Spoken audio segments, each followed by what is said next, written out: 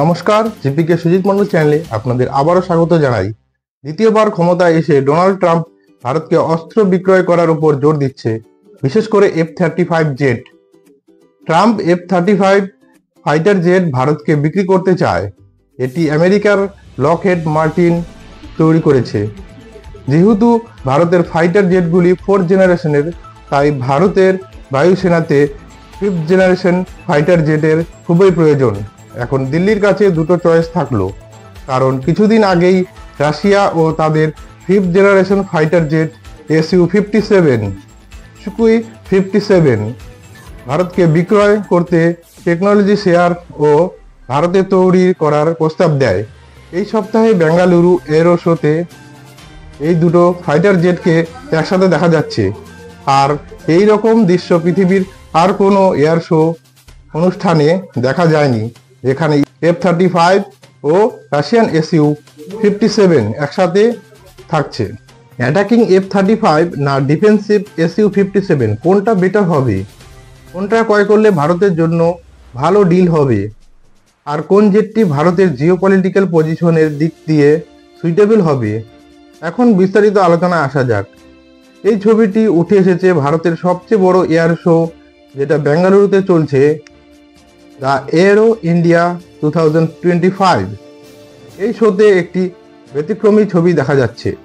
প্রথম দেখায় এরকম মনে নাও হতে পারে, মনে হবে একই ফাইটার জেটের অন্য কোনো ছবি মতন দেখা যাচ্ছে, যদিও এটি অন্য কিছুই নয়।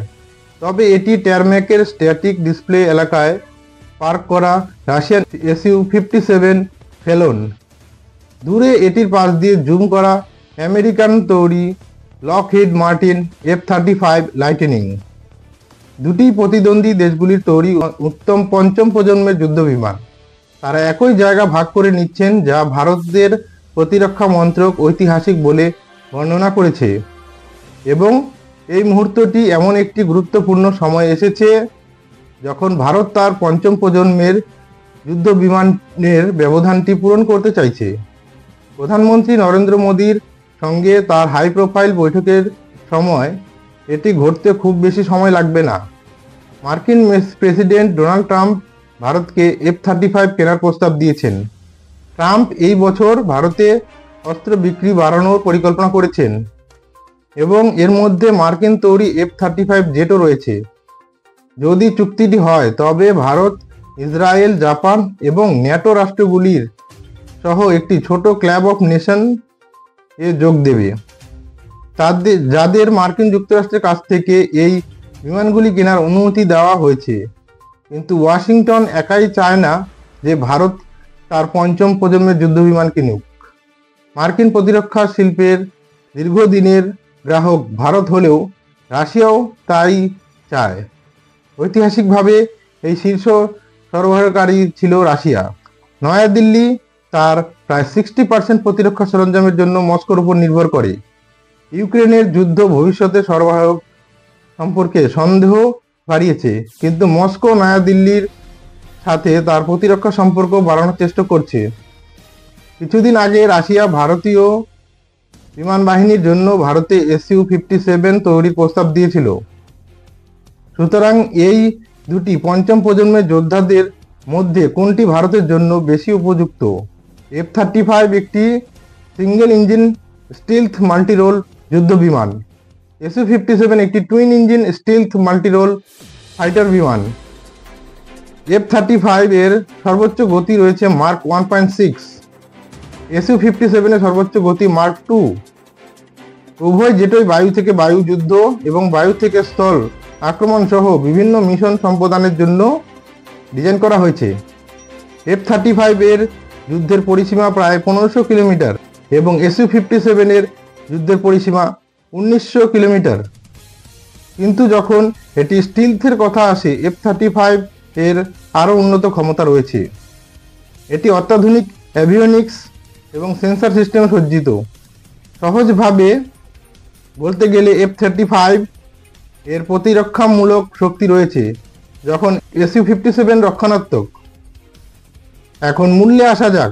F-35 যুদ্ধ বিমান ইতিহাসের সবচেয়ে ব্যয়বহুল যুদ্ধ বিমানগুলির মধ্যে একটি।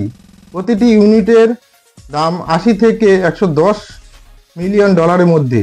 যদিও সুখোই একটি রাশিয়ান জেট হওয়ায় অনেক সস্তা, ইউনিট প্রতি এর আনুমানিক খরচ 35 থেকে 40 মিলিয়ন ডলারের মধ্যে পড়ে, যা একটি F-35 এর দামের অর্ধেকেরও কম।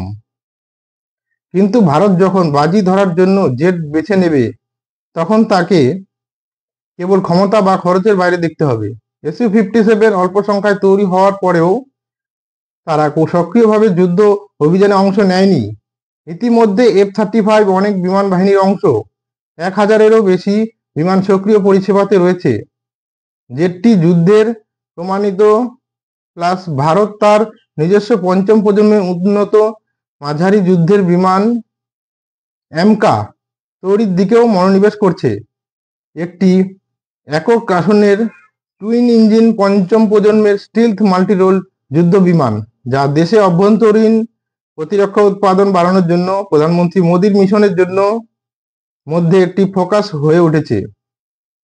ভারত সমস্ত দিকগুলি মূল্যায়ন করার জন্য একটি ভালো অবস্থানে রয়েছে এবং একটি কঠিন দর কষাকষি করে এবং পঞ্চম প্রজন্মের যুদ্ধ বিমানের স্বপ্নকে পূরণ করতে পারে। তো ধন্যবাদ সকলকে ভিডিওটি শেষ পর্যন্ত দেখার জন্য। আশা করি আপনারা F-35 ও Su-57 এর মধ্যে পার্থক্য বুঝতে পেরেছেন। এখন শুধু সময়ের অপেক্ষা ভারত কোনটি চুজ করে। ভিডিওটি ভালো লাগলে লাইক সাবস্ক্রাইব অবশ্যই করবেন। সঙ্গে থাকার জন্য ধন্যবাদ।